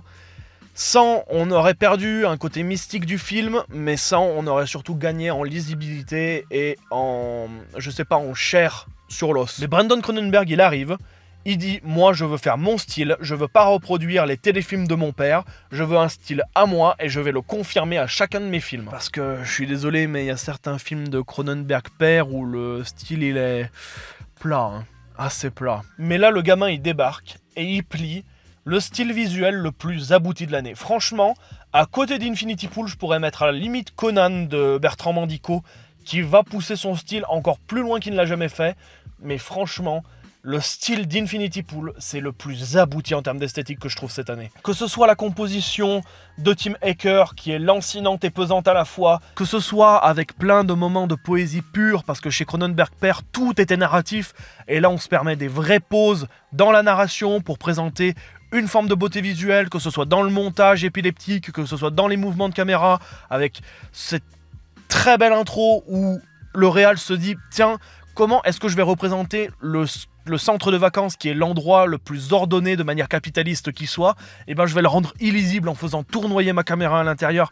Mais c'est du génie, je le dis, je suis désolé, mais c'est du génie. Que ce soit avec un travail acharné sur le body horror, plus loin que où il va son père, avec les crânes qui s'arrachent, qui se découpent, qui se repassent dessus comme on avait dans Possessor, ou toute cette plastique du dédoublement, de la création du double. C'est un film tellement riche esthétiquement, c'est un film tellement riche. Évidemment, il y a toujours un côté très anticapitaliste sous le film, je l'ai détaillé en longueur dans ma review Letterboxd du film, mais je vais résumer ici un peu l'idée. Il entre dans ce cercle bourgeois qui est dans le bizutage constant, et à la fois on a une espèce de bêtise du bourgeois impérialiste qui vient à l'étranger, qui se moque des règles, qui se moque des coutumes et qui en profite. Vraiment, si l'histoire avait été beaucoup plus pragmatique, franchement il tapait mon top 1. Il tapait mon top 1 sans problème, parce que c'est vraiment le ventre mou du film. Alors des fois il y a des moments où tu pars dans des trucs là, ça ne sert à rien, presque de la branlette intellectuelle à certains moments, hein. La scène où il doit tuer le chien, entre guillemets, je trouve ça inutile, mais je trouve ça bêtement inutile. Bref, je pourrais parler de ce film en bien pendant des heures, mais ma review Letterboxd le fait mieux que moi et elle est beaucoup plus fixe que moi qui parle à l'oral et qui improvise un peu. Donc on va passer à la suite. 12e position, Assaut de Adilkhan Yerzanov. Assaut, ça se passe au milieu d'un village paumé du Kazakhstan où une école va se faire prendre en otage par un groupe terroriste anonyme et sans revendication politique. Et l'équipe pédagogique va devoir essayer avec leurs proches et leurs moyens, puisqu'ils n'ont pas de police, ils n'ont pas d'armée autour d'eux, ils seront paumés dans la pampa. Ils vont devoir, avec leurs moyens et surtout pallier leurs bêtises énormes pour résoudre cette situation et lutter contre ce groupe terroriste. Faire des comédies sur des losers, c'est facile. Il y en a plein qui sont sortis cette année. Mais le rendre cynique, clinique et politique, c'est fort. C'est très très fort. Évidemment, il y a toute la question politique parce qu'on est dans un village paumé, on est dans un village sans moyens, on est avec des profs où on a l'impression que c'est eux qui manquent plus d'éducation que les gosses. Et au milieu de cette histoire à échelle micro, dans un petit village avec un petit groupe d'enfants pris en otage par un petit groupe terroriste et qui doit être libéré par un petit groupe de profs, et ben le film arrive à rendre ça spectaculaire grâce à un mélange extrêmement bien fait entre l'esthétique du plan fixe, qui est très lié avec le comique de geste, mais aussi les plans de grand ensemble, sur les plaines enneigées, sur les bâtiments glacés, gelés, qui forment un tout qui est incroyablement spectaculaire pour une histoire qui est aussi basique. Justement, je crois que c'est la froideur qui bonifie vraiment ce mélange entre tragique et comique. On a tous les éléments du comique, du film sur des débiles qui luttent contre plus fort que leurs moyens, mais on a une forme de tragique rendue par cette puissance asymétrique dans les décors, dans les forces de personnages, où on a vraiment l'impression d'assister à un combat de David contre Goliath. Et justement, ça rend pas un film qui fait des va-et-vient entre les moments hyper comiques et les moments hyper tristes, ça fait un film hyper doux amer, hyper lancinant, et ce doux amer il parcourt le film jusqu'à la fin où on a tout ce discours sur les héros que l'histoire choisit de garder. Bref, vraiment, c'est un film qui m'a donné envie de voir toute la filmographie de Adilkhan Yerzanov, et c'est un film qui m'a étonnamment converti au cinéma kazakhstan. C'est une surprise, c'est une surprise. Bah, c'est une bonne découverte, franchement, c'est une bonne découverte et c'est pas du tout un film très auteur, très élitiste dans sa représentation où on en demande beaucoup du spectateur. C'est un film qui se laisse regarder et donc que je conseille au plus de monde possible. Foncez sur ce film du Kazakhstan. Bon, on va passer à la suite. 11e position, Saltburn de Emerald Fennell. Je l'avais pas vu venir. Je l'avais pas vu venir. Tout le monde sur Twitter m'a cocked up pour dire c'était de la merde, ça ne vaut pas le coup, c'est débile. Je retire tous mes propos, je retire tout ce que j'ai dit. Le film a une trajectoire bandesque, dans tous les sens du terme. Parce que le film commande sur un nerd qui est un peu asocial, qui est un peu cringe dans ses relations, ses positions et ses gestes. Et moi je me dis, oh là là, oh non. Il y a déjà eu trop de films cette année sur des losers, j'en ai marre. Et il y a un twist au milieu du film où on passe de la fiction Wattpad de la première partie à une deuxième partie énervée. J'ai envie de dire énervé. Le passage du boutonneux à la gueule de Steve de Minecraft à un espèce de génie du mal, avec la scène du dîner, la scène de la tourte, et puis la scène finale. Oh la vache! Je me suis levé de mon siège et j'avais envie de hurler « Les geeks, rassemblement !» Je vais pas enlever au film qu'il est assez difficile à suivre. C'est-à-dire que vraiment, il est déroutant, on ne sait jamais où il va, et c'est un peu laborieux de le regarder. Il est un peu laborieux au développement. Toute proportion gardée, la fameuse scène où apparemment il lèche du sperme dans une baignoire. Bon, ok, on voit juste qu'il lèche le siphon, c'est dégueulasse, mais à aucun moment il y a ce truc graphique qu'on nous a tous vendu, quoi. En fait, c'est un film dont la réussite m'échappe un peu, parce qu'il arrive à associer des contraires et les faire fonctionner ensemble, je ne comprends pas. À la fois, le film, il part de cette espèce de film de loser, de cette espèce de Diary of a Wimpy Kid qui est vraiment complètement con, et il part chercher vers la fin une espèce de victoire révolutionnaire à la Parasite, un peu cynique, un peu grandiloquente à la fois, parce que le film, il va aussi chercher dans le chaotique et le virtuose. Comment est-ce qu'un film peut être chaotique et virtuose? En fait, je crois que le film, il est pensé à l'inverse de tout ce qui est fait actuellement en termes de production cinématographique un peu auteur, un peu provocatrice. C'est-à-dire que la plupart du temps, les films comme Boys Afraid ou Dream Scenario, dont on reparlera un peu plus tard. Dans ces films-là, on a une 30 premières minutes où on te tabasse la gueule, et puis ensuite c'est un peu la déliquescence jusqu'à la fin, à mes yeux. Mais ce film-là, c'est la déliquescence, c'est vraiment difficile à monter, c'est vraiment la montée des montagnes russes, et quand t'es au pic, et que la descente est violente, tu fais « Waouh !» waouh! En fait, c'est un film qui réserve tout son potentiel, toutes ses claques à la fin, qui les enchaîne avec 3 scènes, 4 scènes, 5 scènes qui sont énormes. Et je trouve que c'est un processus tellement plus constructif que de voir une espèce de déliquescence de la société qui mène forcément à une forme de déception dans la construction de la narration, où on a une première scène, 2 premières scènes qui sont des claques, et ensuite le film patauge, s'enlise petit à petit. Ce film le fait pas. Ce film, justement, il va à ce contraire, et je crois que c'est comme ça qu'il réussit à unir autant de contraires. Mais comme je l'ai dit, le film unit des contraires, et à un moment, il unit le meilleur comme le pire. On a des passages, au début du film, notamment dans les relations, oh là là, c'est de l'autisterie, mais vraiment, c'est de la narration Wattpad. C'est de la narration Lemon Wattpad. Il y a beaucoup de références à la mythologie qui sont un peu aléatoires, et je trouve pas forcément très réussie. La photographie, elle navigue entre une sorte de banalité entre parfois des plans qui sont un peu osef et vraiment des plans qui durent 3 secondes, qui sont iconiques et qui passent au milieu du montage comme si c'était des plans tout à fait normaux. Alors je suis d'accord que justement construire comme ça essaye d'éviter une sorte d'esthétique poseur, mais il y a un moment, la scène de fin, c'est Romain Gavras qui explique que devant Dunkerque, il avait l'impression qu'il y avait la bite de Christopher Nolan de 15 cm qui lui était posée sur le visage. C'est quasi littéralement ce qui se passe, hein. Et je crois que justement, le dernier truc que réussit vraiment bien ce film, c'est de faire passer le pathos et en même temps derrière l'espèce de grandiose d'un grand soir en fait, d'une réussite des luttes des classes, comme quelque chose de beaucoup plus psychologique, où on voit vraiment peut-être l'évolution, même si parfois elle est un peu saccadée, elle est un peu bizarre, l'évolution des personnages, l'évolution de la psychologie des personnages, par l'intérêt pour ce mec qui va dynamiter une famille de Bourges. On voit les fissures se faire petit à petit dans la famille. L'effondrement, il est jouissif, et pas forcément poussif, comme on peut l'être, je sais pas, un Parasite ou un Joker, où tu sens vraiment que c'est les thèmes du film, et c'est vraiment in your face. Là, l'explosion, l'implosion de la famille bourgeoise, elle est jouissive. Vraiment, je l'avais pas vu venir ce film, et quelle claque!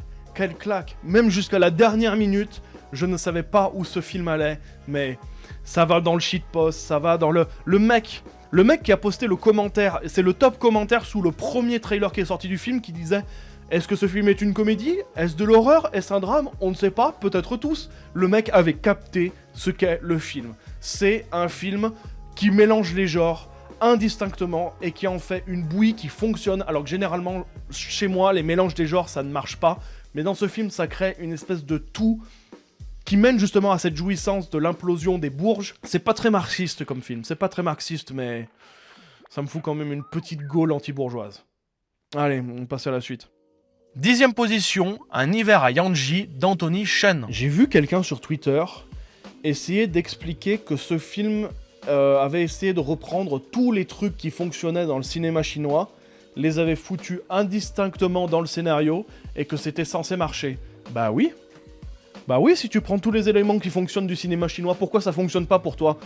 T'es un peu débile? J'en avais déjà parlé assez longuement dans ma vidéo sur Cannes, mais pour en faire un bref résumé, pour moi c'est une esthétique du vide qui infecte le film à la fois dans ses visuels, dans ses sonorités, mais en même temps les personnages qui sont tous poussés vers le vide, vers une vie de vide, où on ne sait plus quoi faire et on ne sait même plus si la vie a un sens pour être vécue. Ce que je trouve vraiment très intéressant dans ce film, c'est ce spectre de personnages, ce trio de personnages qui vient d'horizons différents, qui a des passifs différents, qui a des comportements différents, mais peu importe justement qui ils sont individuellement, ils sont tous poussés par une forme de problématique politique, par une forme de problématique sentimentale, vers ce vide, vers ce questionnement sur la valeur de la vie qui est on ne peut plus actuel, comme j'en parlais déjà avec La Bête dans la jungle de Patrick Chia. Ouais, oui, le film est pas parfait non plus, ce côté un petit peu cucu plan A3, ces trucs un peu naïfs, genre la scène avec l'ours, j'en avais déjà parlé assez longuement dans ma vidéo sur Cannes, je vous y renvoie. Moi, je trouve que ça fonctionne, je trouve que les personnages fonctionnent, l'esthétique fonctionne. Allez, au suivant. 9e position, Linda veut du poulet de Sébastien Lodenbach et Chiara Malta. J'en ai déjà parlé dans ma vidéo sur Cannes, mais pour résumer, je trouve que le film fait un pont extrêmement réussi entre le film d'animation jeunesse et un film qui est beaucoup plus adulte. D'un côté, l'esthétique naïve est très réussie parce que on a une utilisation de couleurs simplistes et d'un dessin simpliste, mais qui est toujours très symbolique et très réussi dans son utilisation épurée. C'est une esthétique simpliste, mais en même temps, elle rechigne pas sur les détails. Il y a ce détail à un moment qui m'a marqué, je sais pas pourquoi, où on voit les yeux du chat s'adapter. On voit la pupille se dilater petit à petit au fur et à mesure que la lumière change dans la pièce. Je trouvais ça brillant. On est dans un scénario qui va dans la surenchère, qui évidemment profite de la plasmaticité de l'animation, mais tout en gardant une forme de réalisme. On n'est jamais dans un abus comique, c'est-à-dire qu'on n'a pas de trucs mirobolants où les gens défient la gravité. Donc le film, il réussit son esthétique naïve, mais aussi il réussit son esthétique mature. Notamment les personnages, je trouve que la représentation des personnages elle est extrêmement honnête dans la manière dont ils se comportent, dans la manière dont ils parlent. On voit que c'est pas un truc fait pour donner une espèce de modèle parfait aux enfants. Ils ont pas un français parfait pour que tout le monde comprenne. Ils ont un français honnête, ils ont des comportements honnêtes. Le film va chercher assez frontalement les thématiques du deuil et de la mort, tout en restant assez pudique, ce que je trouve qui est vraiment bien réussi. On n'épanche pas nos émotions, mais en même temps, le film est concret sur ce que c'est que de perdre un proche. Les références et les questions posées par le film sont assez sérieuses. On a toute la représentation d'une vie dans la banlieue. On a la question de la grève qui articule tout le film. Il y a aussi tout un truc avec la police, voilà, avec un jeu contre les forces d'autorité qui est assez bien vu et assez rebelle dans un film réaliste. J'ai quelques réticences sur des passages de comédie musicale que je trouve un peu forcés, ou même d'autres passages narratifs où je me dis, bon... franchement, ça c'est un peu convenu, mais le reste, c'est brillant. Brillant. C'est un film d'animation qui prend pas son spectateur, ni enfant, ni adulte, pour des cons. C'est intelligent, c'est intelligent. Bon, je vais calmer mes éloges, mais on va continuer à parler d'animation. 8ème position, Spider-Man Across the Spider-Verse de... Oh putain, il y a du monde là, tous ces gens là. Donc ce film est la suite de Into the Spider-Verse qui était sorti il y a de ça quelques années. Et on continue de suivre les aventures du Spider-Man Miles Morales et du multivers. Je me suis pas forcé sur celle-là. Hein. Ma critique, elle va se résumer sur 3 gros points pour résumer toutes les qualités que j'ai envie de donner à ce film. Premièrement, il est beaucoup plus réussi que le premier, je trouve. Déjà, dans ses thématiques, il est beaucoup plus mature. Parce que le premier, j'avais vraiment l'impression que c'était une espèce de teenage movie. Oh là là, je vais au lycée et je dois gérer ma meuf.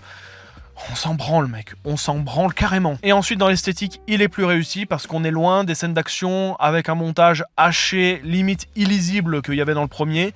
Là, c'est beaucoup plus lisible, c'est beaucoup plus agréable à regarder. Deuxièmement, ce que je trouve très réussi dans le film, c'est le passage d'une animation figurale vers l'expressionnisme. C'est-à-dire qu'on va pas représenter le monde tel qu'il est, les objets tels qu'ils le sont.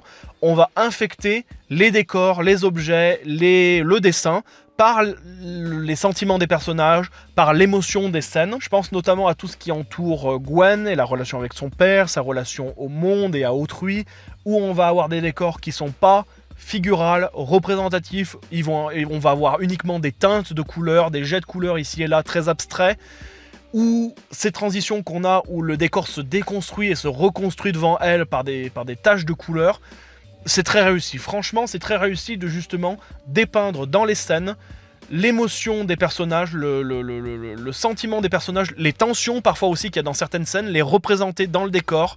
Parce que c'est ça au final l'expressionnisme, c'est infecter la représentation du monde des sentiments intérieurs des personnages. Et troisièmement, le gros point positif qui fait qu'il est dans mon top, c'est la critique de l'uniformisation de Marvel. C'est l'histoire d'un type qui se bat contre des gens qui disent les histoires doivent être comme ça, il faut que toutes les histoires soient pareilles, parce que si elles sont pas pareilles, le système s'effondre. C'est Marvel. C'est Marvel qui reprend toujours les mêmes éléments, les mêmes structures, les mêmes personnages pour reconstituer des histoires avec juste des éléments de décor, des éléments un peu différents, mais qui en final refait toujours les mêmes histoires. Et du coup, narrativement, ça construit une histoire qui est extrêmement tragique, où on a un personnage qui se bat contre une destinée préétablie.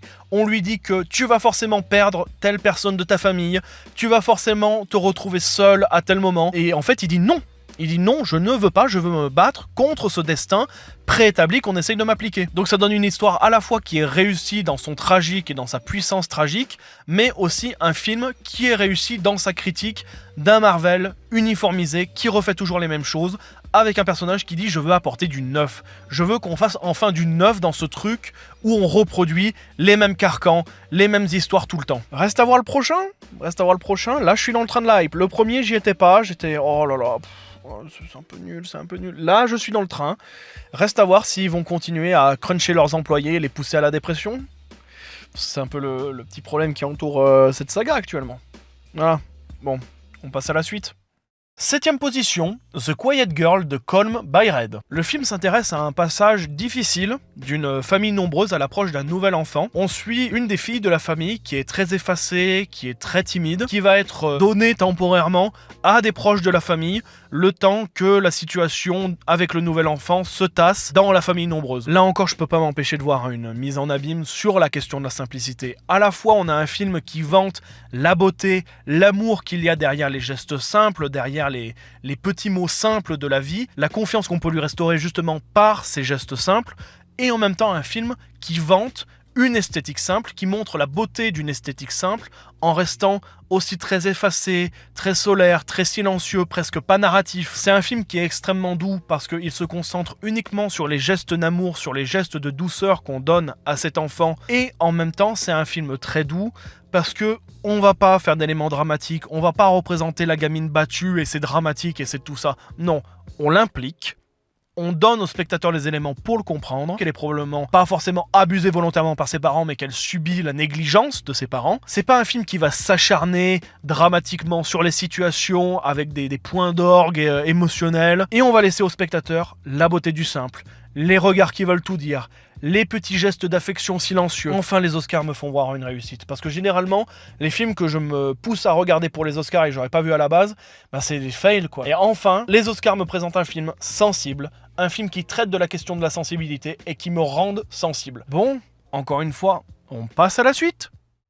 6ème position, Vers un avenir radieux de Nanni Moretti. Je me répète, mais j'en ai déjà parlé longuement dans ma vidéo sur Cannes, mon avis a pas changé, et je vais le résumer en une phrase pour que ce soit simple. Putain, pourquoi il n'y a pas plus de réalisateurs qui font des films pour prendre la température du cinéma actuel et qui donnent leur avis sur où en est le cinéma actuellement. Concrètement, pas des espèces de films qui parlent en sous-texte de cinéma, non, un film qui se pose et où Nanni Moretti il débarque et il balance les avis sur les avis sur les avis. En gros, Nanni Moretti il a dû voir passer sur Twitter en italien un truc du genre quel take vous mettrez dans cette position, et il a posté le film en QRT. Pour moi, je trouve que le film c'est ça et que c'est génial. Mais j'ai déjà épilogué dans ma vidéo sur Cannes, donc je réépiloguerai pas ici. Allez, au suivant.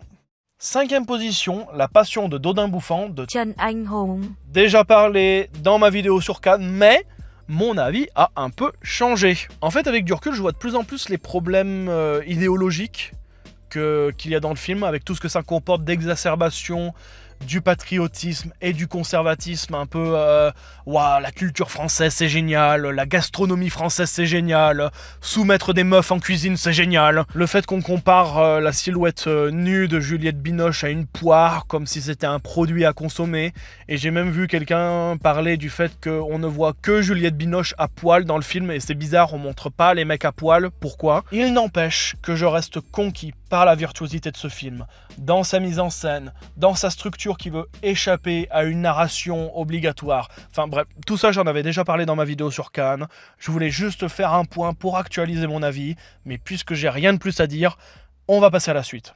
4ème position, N'attendez pas trop de la fin du monde de Radu Jude. Alors Radu Jude, j'avais déjà été conquis par son Bad Luck Banging or Looney qui a déjà été, je pense, très remarqué par la critique et qui était d'une richesse à la fois thématique, politique et humoristique que je trouvais assez folle. Et là, il reprend la même méthode avec N'attendez pas trop de la fin du monde, mais avec des dispositifs encore plus radicaux, avec des thématiques encore plus radicales, avec des emprunts plus marqués, avec des techniques plus marquées. Pour moi, Radu Jude, c'est vraiment un cinéaste du chaos esthétique. Parce que dans ce film, on a vraiment, notamment dans le montage, des irruptions, véritablement des irruptions de séquences, de passages au milieu de la structure globale du film. Structure globale qui est quand même assez dépouillée parce que on a deux grosses parties dont une est le quotidien d'une assistante dans une boîte de production pour des pubs. Et la dernière grosse séquence du film qui doit faire 30 bonnes minutes, c'est un seul plan fixe sur une pub en train d'être tournée et les répétitions se font et la pub ne marche pas et il faut changer des choses. Enfin bref, c'est vraiment extrêmement radical. Plus encore que dans Bad Luck Banging or Looney Porn, on voit dans ce film les références au cinéma de Godard et les modernisations qui sont faites aux méthodes godardiennes. avec notamment tout ce qui est de la citation, des citations qui sont faites par les personnages dans la diégèse, les citations qui sautent à l'écran de manière furtive avec ce montage brutal. On a également l'utilisation du montage comme révélateur historique, qui est très cher à Godard, où durant toute la première partie de N'attendez pas trop de la fin du monde, on a des échos visuels qui sont faits régulièrement dans le film avec un film roumain de la période soviétique durant laquelle on ne pouvait pas trop montrer au cinéma la pauvreté, la misère qu'il y avait en Roumanie, et justement, en reprenant des détails de ce film, en les mettant au ralenti, en faisant des gros plans dessus, il révèle justement que la misère se voyait quand même dans ce film. Par exemple, à un moment de reprise visuelle, on a tout un ralenti qui laisse apercevoir au fond d'une rue ou sur un trottoir une file d'attente de gens qui se pressent pour avoir les rations alimentaires. Détail qui peut passer inaperçu, mais que le montage expérimental et la citation justement de Godard dans ce film permet de révéler au grand jour. Parce que tout le film, c'est un grand ensemble qui est une critique du capitalisme. Vraiment, la dernière séquence, les 30 dernières minutes en plan séquence, plan fixe, sur la création de cette pub où le témoignage d'un ouvrier est en train d'être réécrit, le décor est en train d'être changé, le capitaliste qui reprend son pouvoir sur ce témoignage d'ouvrier qui a subi un accident du travail. Et c'est pas une critique creuse, superficielle sur le capitalisme comme on a pu avoir récemment avec des films sur la lutte des classes. Là, on a vraiment des éléments concrets qui sont mis en avant justement par le comique du film avec les irruptions surréalistes et le chaos burlesque de certaines scènes. Les critiques, elles sont basées sur des éléments concrets de la vie moderne qui mettent en avant toute l'emprise du capitalisme, justement sur la vie quotidienne des plus simples gens. Et l'humour comme surligneur, il est absolument génial. Je ne peux pas me sortir de la tête ce dialogue où la personnage principale va chez ce concepteur urbain parce qu'il y a un problème avec un projet de construction qui va déborder sur un cimetière, et les gosses du patron débarquent au milieu de la réunion et ils sont en mode papa, on a construit un portail sur Minecraft, et le daron leur répond oui, allez jouer dans la chambre funéraire. Mais c'est incroyable. Évidemment, il y a toute cette trame sur les réseaux sociaux, la provocation et Andrew Tate, mais c'est un film tellement riche sur les questions du capital, de la modernité, qui profite de ce chaos comique et de l'abondance d'éléments permanentes dans le visuel, dans les dialogues, pour créer un ensemble que j'ai quasiment envie d'appeler cathédrale. Un jour, je ferai une vidéo sur Radu Jude, et je décortiquerai tout. Tout. Il est foisonnant, il est riche, vous ne pouvez pas repartir avec rien. C'est pour ça que je vous le recommande déjà, parce que aller voir un film roumain de 2h30 en partie en noir et blanc, ça se pose là quand même en termes de cinéphilie, mais en vrai, ça se laisse très bien regarder, et surtout, vous ne pouvez pas repartir avec rien. Vous n'allez pas rester indifférent devant une proposition aussi radicale et aussi foisonnante. Franchement, Dupieux peut vraiment aller se coucher à côté d'un mec qui pose des monuments comme ça. On va passer à la suite. Oh là là, j'ai le sourire. J'ai le sourire aux lèvres, je parle de films incroyables. Voilà, j'ai le sourire de con, j'ai le sourire de cinéphile con. Troisième position, Marcel le coquillage avec ses chaussures de Dean Fleischer Camp. Je me joins avec beaucoup de monde là-dessus, mais si vous avez vu ce film et que vous n'avez rien ressenti devant, c'est fini. Vous pouvez vendre votre corps à la science, vous ne ressentirez plus jamais rien, vous pouvez devenir cobaye. Je pourrais aussi parler des autres de ce film, comme le Radu Jude, il y a tellement de thèmes. Tellement de thèmes plus ou moins approfondis, plus ou moins évoqués, mais je pense que je vais globaliser sur la question de l'héritage. Parce que l'héritage va forcément poser une question de souvenir, va forcément poser une question de deuil, de parentalité, et cet héritage, il est multiple. C'est l'héritage de Marcel vis-à-vis de sa grand-mère qui va de plus en plus mal. C'est l'héritage de Marcel vis-à-vis de la communauté de laquelle il a été séparé. C'est la reconnaissance que Marcel peut avoir vis-à-vis des animaux avec lesquels il cohabite. C'est la reconnaissance qu'il peut avoir envers les humains qui l'aident à essayer de retrouver sa famille, qui lui donnent une célébrité, qui lui donnent un intérêt.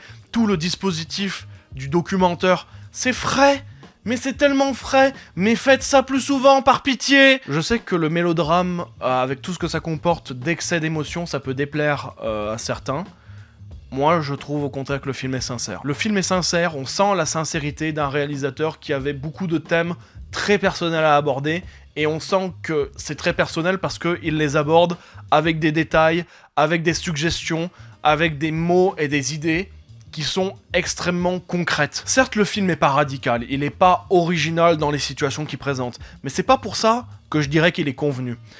Je dirais qu'il est universel. Universel en ce que il y a forcément une partie de la vie de Marcel à laquelle vous allez soit adhérer, soit ressentir de la compassion, soit vous identifier un peu quelque part. Tout ce que ça veut soulever sur l'immigration, le couple, le traumatisme, il y a tellement de trucs, et en même temps, c'est pas trop.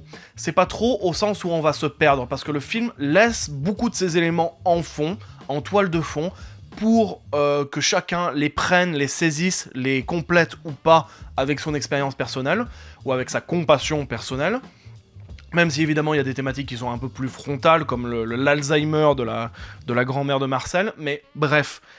C'est pas un film qui te perd à vouloir parler de plein de trucs, c'est un film qui laisse des sujets ouverts, qui laisse des plaies ouvertes, des traumatismes ouverts, pour que chacun s'y identifie ou pas. C'est trop bien. Comme avec le radeau de Judée, vous pouvez pas repartir sans rien.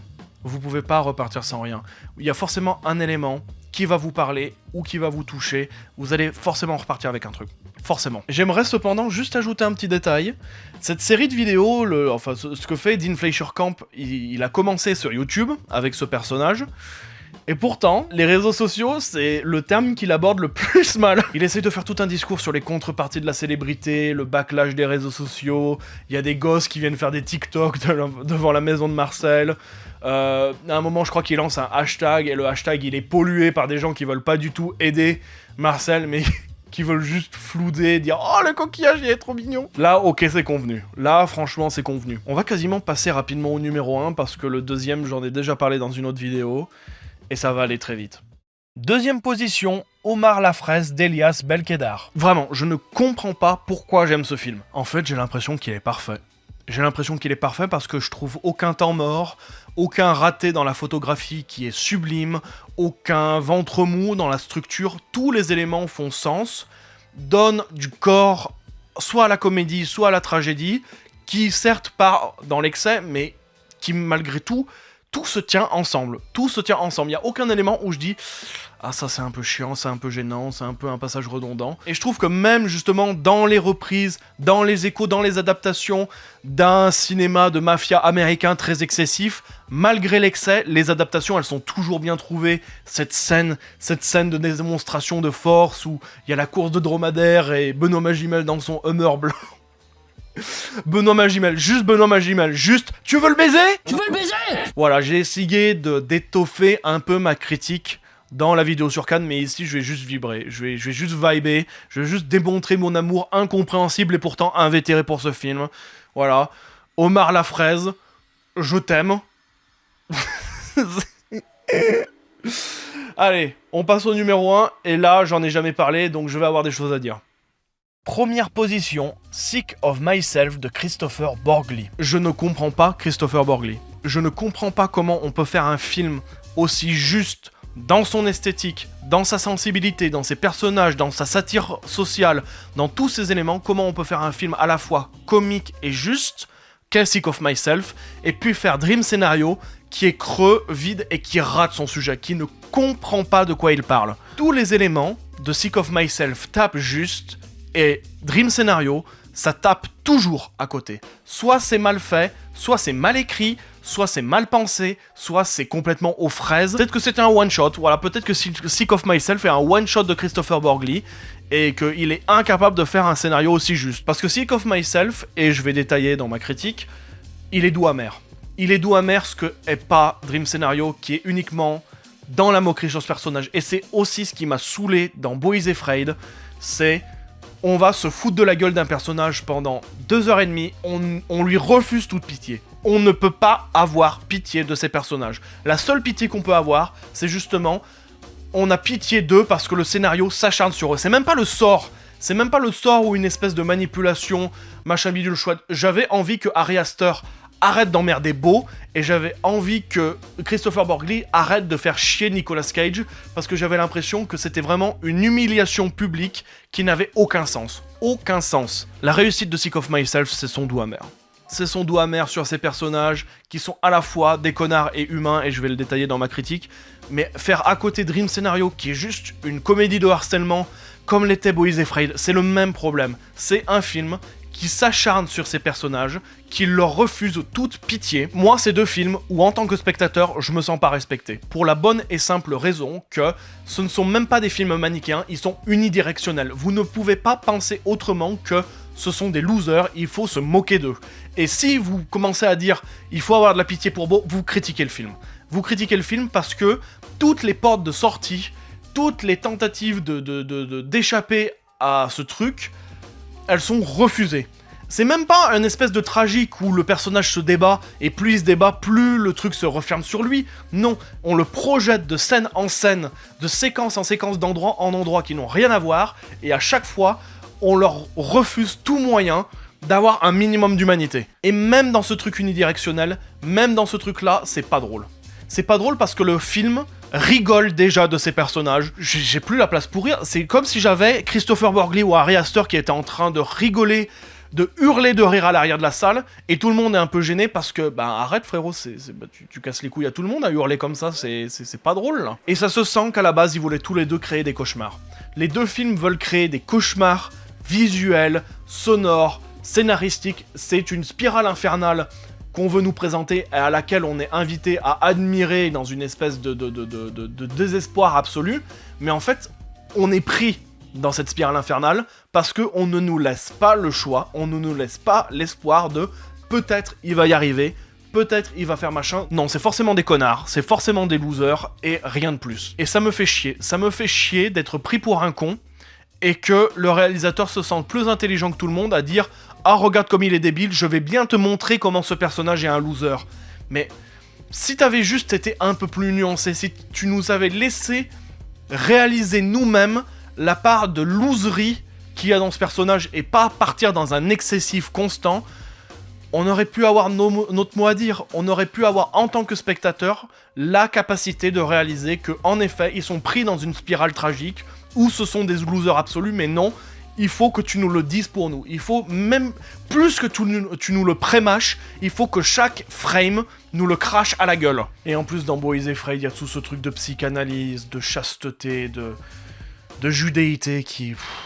Oh là là... Hey, Freud n'a jamais créé rien de plus qu'une pseudo-science.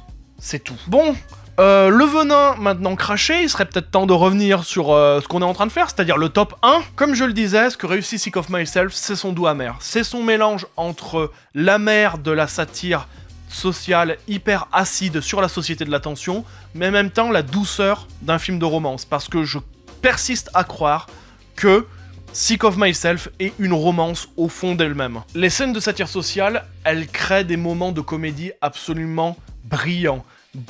On a cette scène de dîner chez des bourges où il y a le mari qui fait un discours et la meuf, pour essayer de recapturer l'attention, fait semblant d'avoir une intoxication alimentaire, et la scène m'a à la fois fait pleurer de rire et j'étais en même temps sur le bout de mon siège parce que il reste une tension. C'est brillamment mené et en fait on sent que c'est brillamment mené parce qu'à chaque fois la caméra de Christopher Borgli, elle se met loin, mais elle se met pas loin pour créer une distance et être hyper froid. Elle se met de loin pour présenter toute la situation. Pour jamais prendre le personnage et te le foutre face à la caméra et te montrer « Ah, regarde, c'est un loser là. Là, c'est un loser. Et là, c'est un connard. Là, c'est un connard. » On prend des plans larges, moyens, d'ensemble, et on va parfois aller capturer certaines émotions avec des longues focales, en allant faire des zooms ici et là, en allant faire des panoramiques. Cette réalisation un peu glacée à la scandinave, elle sublime toutes les scènes de comédie et de satire. C'est sublime. Et en même temps, il y a toute cette partie affective, sentimentale, romantique sur les personnages. C'est un film qui est pas contre l'humain. C'est un film qui nie pas l'humanité de ces personnages en montrant que la partie où ils sont des connards. On s'intéresse quand même à la relation de ce couple, à leur romantisme, à la manière dont ils ont de rester dans une forme d'affection. Parce qu'ils s'engueulent jamais dans le film. Ça, c'est un truc qui est incroyable. On pourrait avoir une scène où, ouais, t'as été un connard à ce dîner, putain, tu casses les couilles, machin, mais non, ils ne s'engueulent pas et on continue de montrer entre eux une forme de complicité malgré les crasses qui se font. Ils restent complices, ils restent l'un avec l'autre. Et justement, quand on voit que cette spirale de la tension, elle devient de plus en plus grande et qui se sépare petit à petit, il y a une souffrance qui est lisible dans le film. de la part de l'un et de l'autre. Certes, on a ce moment où le personnage féminin jouit de cette envolée d'attention qui s'enroule autour d'elle, mais en même temps, le personnage masculin, il va être présenté très régulièrement au fur et à mesure que le film se développe, notamment vers la fin, dans un mélancolisme, dans une espèce de regret que cette spirale de l'attention les ait fait se détacher. Et surtout dans la première partie du film, il se joue peut-être quelque chose d'assez indicible et pourtant d'assez fou. Ils n'ont pas une communication saine entre eux. Et au final, quelque part, ces actes qu'ils font les uns les autres pour essayer de récupérer le maximum d'attention autour d'eux, ça devient leur seul moyen de communiquer. Le langage de l'amour devient le langage de l'attention dans ce couple, et c'est une idée magnifique. C'est une idée magnifique parce que je crois qu'elle dit beaucoup de choses de la manière dont on traite la communication dans un couple actuellement. Cette idée que la communication dans le couple elle est brisée et qu'on est obligé d'aller la retrouver en jouant des coudes dans ces crises d'attention, c'est merveilleux. C'est absolument merveilleux. Et justement, cette inclusion de la critique sociale au sein même du cocon intime, au sein même d'unifamilial, ça crée de la sincérité. Au contraire de Dream Scenario qui justement a l'air hyper artificiel dans sa manière de jeter les personnages à droite à gauche. C'est un film qui semble sincère. Les moments comiques un peu acerbes, ils vont être démultipliés par cette sincérité. Et les moments de tragique, de mélancolie, de regret, ils vont être démultipliés parce que tout semble sincère. Au final, l'inclusion de la critique sociale au sein même d'unifamilial, du cocon intime, ça crée la sincérité qui fait briller tout ce que veut faire le film. Ce film m'a foutu une claque, mais une claque retentissante. Je l'ai vu en septembre 2022. Je ne l'ai pas revu depuis, et je me souviens de chaque scène comme si c'était hier. Voilà, je suis transpireux à force d'avoir déballé comme ça mes émotions esthétiques sur les films que j'ai vus cette année. Je suis très content d'avoir fait ce top et flop, d'enfin arriver à faire un top et flop. Je voulais en faire un l'année dernière, mais au final, fichier corrompu. Voilà, le sort s'acharne sur moi. Je vous souhaite un bon début d'année, une bonne année en général. Une bonne rentrée aussi, même si ça doit être certainement passé au moment où la vidéo sortira. Bref.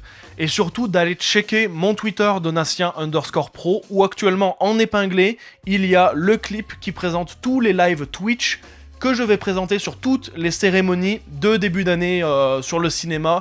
Donc je vais faire les BAFTA, les Césars et les Oscars. Il y a toutes les dates sur ce clip. Allez le voir. Comme ça vous verrez, et puis abonnez-vous à la chaîne Twitch aussi, à twitch.tv/4blachonesque. Voilà, je fais mon petit setup, c'est la fin de la vidéo. Busca vida, j'ai envie de me tirer une balle, ciao.